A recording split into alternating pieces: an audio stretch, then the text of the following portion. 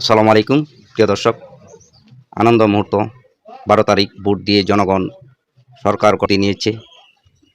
তো ভোট কারচুপি করে জামাতের বিজয়কে ছিনিয়ে নিয়েছে একটি দল, বললেন সাংবাদিক ইলিয়াস হোসাইন।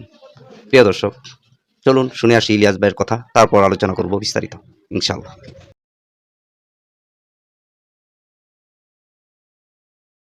গতকালকে প্রথম সরাসরি আমার 15 মিনিটস একটা প্রোগ্রাম করেছে, সেখানে দাঁড়িপাল্লার পক্ষে ভোট চেয়ে। প্রিয় দর্শক, আসসালামু আলাইকুম। আমরা ইতিহাসের এক মহেন্দ্র খানের সামনে দাঁড়িয়ে এক ইতিহাসের সাক্ষী হতে যাচ্ছি। পিনাকি দাদা আমাদের সাথে আছেন যথারীতি। তো যে বিষয়টা আমরা আজকে আলোচনা করব, আপনারা জানেন যে নির্বাচন ঘিরে নানা ধরনের কার্যক্রম চলছে। এখানে হুমকি দেওয়া হচ্ছে, এখানে ভোট কেনা হচ্ছে, ভোট কেমন হবে। দীর্ঘদিন ধরে একটা আলোচনা হচ্ছিল যে ভোট আদৌ হবে কিনা, সেই ভোট অবশেষে হচ্ছে। ধন্যবাদ ইলিয়াস। আমার মনে হয় যে বাংলাদেশের ইতিহাসে যতগুলো নির্বাচন হয়েছে তার মধ্যে এটা সবচেয়ে গুরুত্বপূর্ণ নির্বাচন। এই নির্বাচনে নির্ধারিত হবে যে আমাদের দেশ আসলে কোথায় যাবে, সামনে যাবে না পিছনে যাবে, এই দেশ আবার আগের ব্যবস্থায় ফিরে যাবে নাকি সামনে আগানোর একটা পথ খুঁজে পাবে। এই জন্যে এই নির্বাচন নিয়ে আমি বেশ কিছুদিন থেকেই কাজ করছি, মানে জনগণকে বোঝানোর চেষ্টা করছি, বাংলাদেশের মানুষকে বোঝানোর চেষ্টা করছি যে কেন এই নির্বাচন গুরুত্বপূর্ণ, কাদের হাতে বাংলাদেশের দায়িত্বটা, রাষ্ট্রের দায়িত্বটা দেওয়া উচিত। এটা নিয়ে আমি দীর্ঘদিন থেকে বলে আসছি, আজকের ভিডিওতেও আমি বলছি। আমি যখন দেশে ছিলাম তখন ঈদের আগে যারা মানুষের কাছে যায়, ঈদ কেমন হবে, ঈদে কি করবেন ইত্যাদি, এক বৃদ্ধা মহিলার কাছে গেছে, কোন টেলিভিশন আমার মনে নাই করছে, তাকে জিজ্ঞেস করছে যে ঈদে কি করবে। এই মহিলা বলতেছে যে বাবা, একটা ডিম দিয়ে ভাত খাই,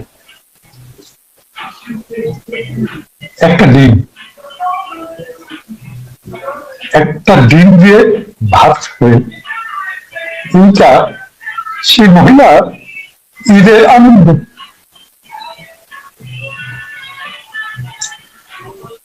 আমরা 55 বছরে একটা বালের দেশ বানাইছি। কেন? হাসিনার আমলে লুটপাট হয়েছে $234 বিলিয়ন। আমি জানি না $234 বিলিয়ন বলতে আপনারা বুঝতে পারতেছেন কিনা এটা কত টাকা। বাংলাদেশের মতো 4টা দেশকে এক বছর খাওয়ানো যায় $234 বিলিয়ন দিয়ে। এটা কি শুধু হাসিনার 15 বছরের লুটপাট? এটাকে সবাই লুটপাট করছে, সবাই। মুজিব করছে, এরশাদ করছে, এমনকি জিয়ার আমলে লুটপাট হয়েছে, খালেদা জিয়ার আমলে লুটপাট হয়েছে, হাসিনার আমলে তো হয়েছে, কম হয়েছে হয়তো আগের সময়, হাসিনার আমলে হয়তো বেশি হয়েছে, কিন্তু লুটপাট থামে। এখন আমাদের দেশে যদি এই $234 বিলিয়ন থাকতো, আমাদের দেশ গরিব থাকে? আমরা তো গরিব না, আমাদেরকে গরিব বানায় রাখা হয়েছে। আমাদের দেশের সমস্যা তো অনেক কিছু, একটাই সমস্যা, করাপশন, দুর্নীতি। বাংলাদেশে যারা রাজনীতি করে সব কটা বদমাইশ, যারা ক্ষমতায় আসছে সব কটা বদমাইশ, চোর বাটপারের রাজনীতি আসে। এখন বলতে পারেন তাহলে কি জামাত এবং এনসিপি তারাও চোর বাটপার? এই দলটাই, এই দুইটা দলই এখনো পর্যন্ত তাদেরকে দুর্নীতির কলুষ স্পর্শ করবে কিনা জানি না। ভবিষ্যৎ আগামী 12 তারিখে বোঝা যাবে যে বিএনপি নিজেকে মনে করতেছে 200-র বেশি আসনে জিতবে। হ্যাঁ, পূজার চিত হয়ে শোয়ার সব ভূমিধ্বস পরাজয় হবে, এমন পরাজয় হবে যেটা তারা কল্পনাও করেন, এমনকি আমরাও কল্পনা করতে পারতেছি না কি পরাজয় হবে। আইন শৃঙ্খলা রক্ষাকারী বাহিনীর কাজকর্ম, আইন শৃঙ্খলা রক্ষাকারী বাহিনী অত্যন্ত কঠোর থাকবে এই সমস্ত ভোট ডাকাত, চোর বদমাশ, গুন্ডা বদমাশ, সন্ত্রাসী এদের বিরুদ্ধে। এবং যখন তারা আসবে এরা সংখ্যায় কম, এটা মাথায় রাখবেন। বাংলাদেশের 18 কোটি মানুষের কাছে চোর ডাকাত কয়জন? 18 কোটি মানুষের সামনে যে কোনো সেন্টারকে আমাদের রক্ষা করতে হবে, জনগণ রক্ষা করবে। একটা ভোট কেন্দ্র তো একটা কমিউনিটিতে, একটা পাড়ায়, একটা মহল্লায়, সেই মহল্লার মানুষকে পাহারা দিতে হবে ভোট কেন্দ্রকে। এই মহল্লার মানুষকেই এই ভোট কেন্দ্রের শান্তি শৃঙ্খলা, ভোট কেন্দ্র থেকে গুন্ডা পান্ডাদেরকে দূরে রাখা, এই দায়িত্বটা পালন করতে হবে। উৎসবের সাথে ভোট কেন্দ্রে যাবেন, নির্ভয়ে ভোট কেন্দ্রে যাবেন এবং আপনার পছন্দের প্রার্থীকে ভোট দেবেন। বাংলাদেশের মানুষকে যদি বাঁচাইতে হয়, যদি বাংলাদেশ থেকে দুর্নীতির মূলোৎপাটন করতে হয়, যদি বাংলাদেশ থেকে দারিদ্র দূর করতে হয়, বাংলাদেশের দারিদ্র দূর করার জন্য কিচ্ছু লাগবে না, কোনো প্ল্যান লাগবে না, কিচ্ছু না, মাত্র কিচ্ছু না, শুধু চুরি থাকা আর কিছু, শুধু চুরি থাকা। বাংলাদেশের সম্পদ যেন চুরি করে বাইরে নিয়ে যেতে না পারে, তাহলে বাংলাদেশের উন্নতি হবে। ছোট্ট জিনিস, আর এর জন্য কি দরকার? আমার এমন একটা রাষ্ট্র দরকার যে রাষ্ট্রের দুর্নীতি আমরা একেবারে দূর করে দিতে পারবো, তা বলছি। দুর্নীতি কম, অনেক কম, সহনীয় মাত্রা। 234 বিলিয়ন লুট হয়ে যায়। এই টাকাটা কার? টাকাটা তো সাধারণ মানুষের। মনে করো এটা রাষ্ট্রের টাকা না, এটা রাষ্ট্রের তো কোনো টাকা নেই, রাষ্ট্রের টাকা হয়।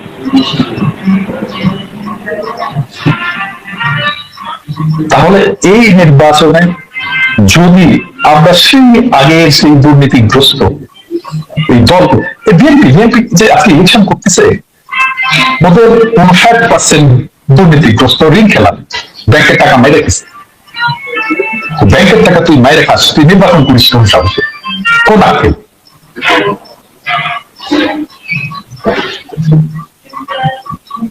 বাংলাদেশে তো আসলে এখন হাসিনা চলে যাওয়ার পরে বাংলাদেশে এখন খাওয়ার কোনো জায়গা, ও যে লুটপাট করবে, লুটপাটের জায়গাই নাই। বাংলাদেশের অবস্থা এখন বাংলাদেশে এমন একটা রাষ্ট্র দরকার, এমন একটা সরকার দরকার, এমন একটা শাসন দরকার, যেই শাসনে, যে মন্ত্রীদের, যে সরকার কাউকে 1 পয়সা ঘুষ দেওয়া যাবে না, এইরকম একটা শাসন দরকার। তাহলে বাংলাদেশ বাঁচবে। আমাদেরকে বাংলাদেশকে বাঁচাইতে হবে, এটাই একমাত্র সুযোগ। আমি জানি না বাংলাদেশের তরুণ সম্প্রদায়, তাদের কাছে হয়তো আরো সুযোগ আসতে পারে ইতিহাসে, কিন্তু আমাদের প্রজন্মের জন্য আর কোন সুযোগ নেই, এটাই লাস্ট চান্স। এবং আমাদেরকে এই সুযোগে বাংলাদেশকে বাঁচাইতে হবে। এই ভোট বাংলাদেশকে বাঁচানোর লড়াই, এই ভোট বাংলাদেশকে বাঁচানোর ভোট। এবং আমরা চাই, আমার বিশ্বাস, বাংলাদেশের মানুষ এবার নেতৃত্ব চিনতে ভুল করবে না। আমার জায়গাটা পরিষ্কার করি, আজকে বাংলাদেশের যে পরিস্থিতি, এই পরিস্থিতিটা আপনারা দেখছেন, আমি এবং পিনাকি দাদা আমরা বিশেষ করে খুব সরাসরি একটা পক্ষ নিয়েছি। এটা যদি আপনারা মনে করেন দেশ রাজনৈতিক দলকে আমরা প্রাধান্য দিয়েছি, কারোর বিরুদ্ধে কাজ করতে চেয়েছি, আসলে আমাদের বিরুদ্ধে তো অভিযোগ আছেই। আমরা বোধহয় জামাতের কাছ থেকে টাকা পয়সা নিয়ে তারপরে বিএনপির বিরুদ্ধে বলি, আবার অনেক সময় বিএনপির কাছ থেকে নিয়ে জামাতের বিরুদ্ধে বলি। তো এই মুহূর্তে যদি টাকা পয়সা নেওয়ার সুযোগ আমরা চেষ্টা করতাম, সেটা বিএনপির চাইতে বেশি জামাত ইসলামী দিতে পারতো না। তো যেই কারণে আমরা আমেরিকার আমলে বলতো তারেক রহমান কাকাকে, রাইট, তো আমাদের যে টাকা পয়সা আমরা তারেক রহমানের কাছ থেকে আগে নিয়েছি, সেগুলো ডকুমেন্ট আমার মনে হয় সামনে দিলে জাতীয় উপকৃত হতো। আমি এইভাবে সরাসরি কখনোই বিএনপির বিরুদ্ধে গিয়ে দাঁড়িপাল্লার পক্ষে ভোট চাইতে পারি না। আমি গতকালকে প্রথম সরাসরি আমার 15 মিনিটস একটা প্রোগ্রাম করেছি, সেখানে দাঁড়িপাল্লার পক্ষে ভোট চেয়েছি। কেন চেয়েছি? প্রথম কথা হচ্ছে যে তারেক রহমানের প্রতি আমাদের একটা বিশাল প্রত্যাশা ছিল, সারা দেশের মানুষেরই ছিল, এবং ওনার কথাবার্তা আমরা গত কয়েক বছর ধরে যেটা শুনেছি, সেখানে মার্জিত, ভদ্র, ইনফরমেটিভ, তারপরে একটা স্বপ্ন উনি আমাদেরকে দেখিয়েছিলেন। প্রথমে আমি ধাক্কা খেয়েছি যেদিন এবং খালেদা জিয়া মারা গিয়েছে। আসলে ওনাকে যেদিন ডিক্লেয়ার করা হয়েছে তার আরো অনেকদিন আগে উনি মারা গিয়েছেন। প্রায় আমি মনে হয় বলেছিলাম যে প্রায় 17-18 দিন আগে উনি মারা গিয়েছিল। এবং এটা ওনার যে দায়িত্ব হতো ডাক্তার, তিনি নিজে বিএনপি পন্থী ডাক্তার, তিনি নিজে আমার কাছে স্বীকার করেছেন।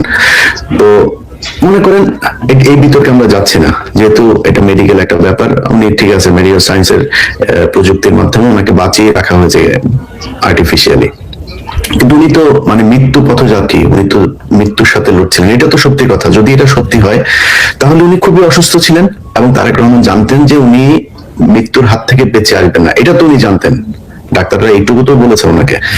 উনি লন্ডন থেকে গেলেন, বাংলাদেশে যাওয়ার পরে সেখানে সোজা গেলেন উনি জনসভায়, এবং এখানে অনেকগুলো প্রশ্ন আসলে আসে। উনি অনেক উনি ইয়েতে ছিলেন, আপনার কি বলে, নিরাপত্তা ঝুঁকিতে ছিলেন। এত নিরাপত্তা ঝুঁকিতে থেকে উনি আসার পরে যেভাবে মাঠে চলে গিয়েছেন, আমার কাছে এটা খুব নিরাপত্তা ঝুঁকির পূর্ণ একজন মানুষকে মনে হয়নি। আচ্ছা, তারপরেও যাই হোক, উনি যে জনসভাটাতে গেলেন, এই জনসভাটাতে না গিয়ে একজন সন্তান হিসেবে কি উচিত ছিল না আগে মায়ের সাথে দেখা করা? উনি তো জানতেন উনি মায়ের একদম শেষ মুহূর্তে আছেন, যদি মারা নাও যায়, উনি ধরে নিলাম এটা, কিন্তু একজন মানুষকে এইভাবে রেখে উনি রাজনীতি করেছেন। এটা যার এই সন্তান হিসেবে মায়ের প্রতি যার এই দায়িত্ব, সে দেশের প্রতি কতটুকু দায়িত্ব পালন করবে আমি জানি না। তারেক রহমানের ব্যাপারে আসলে কথা বলতে গেলে খুব মানে অ্যাটাকিং ইয়েতে কথা বলতে পারি না, কারণ তারেক রহমান নিজেও আমাকে যথেষ্ট উনি পছন্দ করেন। আমি এখনো পর্যন্ত উনি দেশ পরিচালনা যেহেতু সুযোগ পান নাই, ওনাকে নিয়ে একদম 100% বলারও সুযোগ নাই। কিন্তু যেই জিনিসগুলো সামনে এখন পর্যন্ত এসেছে, এগুলো নিয়ে যদি আমরা চিন্তা করি, যদি বিশ্লেষণ করি, তাহলে দেখবো যে সামনের যে দেশটা আসলে বিএনপির হাতে যদি যায়, এই দেশটা নিরাপদ থাকবে না। আমি বাংলাদেশের মানুষকে অন্তত আশ্বস্ত করছি, এখানে লুকোচুরির কিছু না, একটা পক্ষ তো নিয়েছি, যে পক্ষ নিয়েছি সেই পক্ষের কাছে আপনাদের এই দাবি, এই সমস্যা যদি সমাধান করতে না পারি, সেদিন আবার সেখান থেকে বের হয়ে আসবো। সো আপনাদের কাছে অনুরোধ থাকবে যে যে নির্বাচন সামনে, আপনাদের সামনে যে সুযোগ, আমি কালকে ট্রেনের মধ্যে দেখছিলাম, দাদা হয়তো সেই ফুটেজ গুলো দেখেছেন, যে ট্রেনের ভিতরে মানুষ দাঁড়িপাল্লার মিছিল করতে করতে বাড়িতে যাচ্ছেন। এই যে এক বিপ্লব, এই বিপ্লবের সামনে আমরা দাঁড়িয়ে আছি, এবং আমার বিশ্বাস বাংলাদেশের মানুষ সত্য ন্যায়ের পক্ষে, সৎ শাসকদের পক্ষে রায় দেবেন এবং চাঁদাবাজদের বিরুদ্ধে তাদের অবস্থান নেবেন। তবে আমি আপনার কাছে দ্বিতীয় যে প্রশ্নটা করতে চাই, সেটা হচ্ছে যে আপনি দীর্ঘদিন ধরে বিএনপির সাথে আপনার অবশ্যই একটা খুব ভালো সম্পর্ক ছিল, আপনার সাথেও নিশ্চয়ই তারেক রহমানের সরাসরি কথা হয়েছে। আপনি হঠাৎ করে এই বিএনপি থেকে এত 180 ডিগ্রি সরে আসলেন কেন? প্রথম বিষয়টা হচ্ছে যে বিএনপির সাথে আমার যে রাজনীতির অ্যালাইনমেন্ট, সেটা না থাকা, মানে যে কোনো সম্পর্কই তো পলিটিক্যাল অ্যালাইনমেন্টের সম্পর্ক। আমি এবার বলছি ওনাকে আমি আসলে কি কি সাজেশন দিয়েছিলাম। প্রথম সাজেশনটা ছিল যে দেখেন, আপনি 4 দলকে রিভাইভ করেন, 4 দলকে রিভাইভ করেন, ডাকেন সবাইকে, দেখে আপনি আপনি আপনি জাতির বিবেক হন। তো ক্ষমতায় যাওয়ার দরকার নেই, আপনি ক্ষমতার উপরে চলে যান। আপনি 4 দলকে দেখে এটাকে রিভাইভ করে আপনি বলেন যে আপনারাই চালান, আমার দল আপনাদেরকে ক্ষমতা দিবে, আমি আপনাদেরকে চালান, দেশ আপনারা চালান, আমরা একসাথে দেশ চালাই। আমাকে সামনে নিতে হবে না, আমি পিছনে থাকি, আমি পিছনে থেকে আপনাদেরকে সাপোর্ট। এই কথাটা যে যে লিডার বলবে, তাকে ছাড়বে, স্যার অনুসারী না ছাড়বে, আমি তো আমার লিডারশিপটাকে এস্টাবলিশ করি। আমরা একটা সাজেশন দিয়েছিলাম ছাত্রদেরকে রিজলভ করে বৈষম্য বিরোধী ছাত্র আন্দোলনে যুক্ত হওয়ার জন্য, কারণ ছাত্র দলে কোনো রিক্রুটমেন্ট নাই, ফ্রেশ ব্লাড নাই, এই সংগঠন তো চলবে না, এই সংগঠন থাকবেও না। তাহলে আমাকে ছাত্রদলকে রিভাইভ করার জন্য কি করতে হবে? বলছিলাম যে আপনাদের সবাই ছাত্রদল সবাইকে বৈষম্য বিরোধী ছাত্র আন্দোলনে যোগ দিতে হবে। গণসংগঠন হলো বৈষম্য বিরোধী ছাত্র আন্দোলন, আপনারই গণসংগঠন হলো, যারা ছাত্রদল করতে আসে, বিএনপি যারা করতে আসে, বিএনপি মরা যারা, তারা ছাত্রদল করবে, দিয়ে বৈষম্য বিরোধী ছাত্র আন্দোলন। সেখানে আপনার দলের লোকের, ছাত্র দলের একটা বেটার কন্ট্রোল থাকে, আর আপনিও ওখান থেকে রিক্রুট করতে পারবেন আপনার লোকদের, বিএনপির লোকদেরকে আপনি ওখান থেকে রিক্রুট করতে পারবেন। তাহলে একটা স্ট্রং ছাত্র শিবিরের পাশাপাশি আর একটা স্ট্রং ছাত্র সংগঠন আমরা পেতাম। সেটাও শুনলেন না। মানে বিষয়টা হচ্ছে একটা নির্বাচন দিতে হবে, এবং নির্বাচনের পরে আমরা ক্ষমতায় যাবো। তাহলে এত এত এত 24 হলো কেন? জুলাই বিপ্লব হলো কেন? এত বাচ্চার রক্ত দিল? মানে এখন বিএনপির প্রোগ্রাম গুলো দেখে কোথাও বিপ্লব আছে? এই কার্ড দিব, ওই কার্ড দিব, সেই কার্ড দিব, কার্ডের পরে কার্ড। তো তার সাথে তো পলিটিক্যাল অ্যালাইনমেন্ট করার কোনো জায়গা নেই, কোনো জায়গা। তারপর থেকে আমি তখনই বুঝে গেছি যে এই দল আসলে ক্ষমতা আসতে পারবে না। কারণটা হচ্ছে যে বিপ্লবের পরে তো একটা দেশের মানুষের, জনমানুষ চেঞ্জ হয়ে যায়, মানুষের চিন্তা চেঞ্জ হয়ে যায়, মানুষের ভাবনা চেঞ্জ হয়ে যায়, অ্যাসপিরেশন চেঞ্জ হয়ে যায়, আকাঙ্ক্ষা চেঞ্জ হয়ে যায়, স্বপ্ন চেঞ্জ হয়ে যায় একটা বিপ্লবের পর। ওইটাকে বিএনপি আর ধারণ করতে পারবে না। আর আগামীকালকে একটা আমার ভিডিও আসবে, যেটা ভোটের আগে আমার শেষ ভিডিও, সেখানে আরো কিছু কথা আমি বলেছি, যেটা আগামীকালকে শুনে তারপরে আপনারা ভোট দিতে যাবেন।